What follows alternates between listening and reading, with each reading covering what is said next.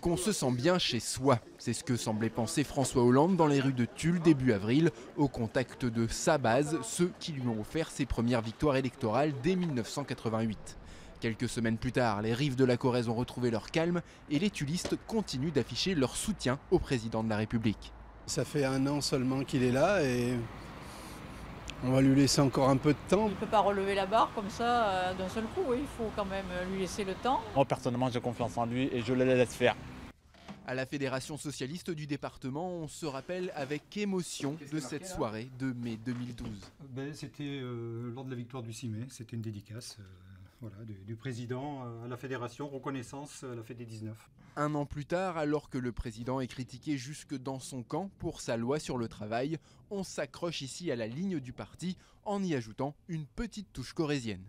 Comme on dit des fois dans les foires, c'est à la fin de la foire qu'on compte les bouses, quoi. Donc c'est pour ça que le quinquennat, il ira jusqu'au terme. C'est vraiment à la fin de ces 5 ans qu'on pourra effectivement avoir une action rétrospective sur les choses qui ont été faites, celles qui peut-être devaient être améliorées ou pas. S'il y en a un qui ne s'inquiète pas du Hollande bashing actuel, c'est cet homme.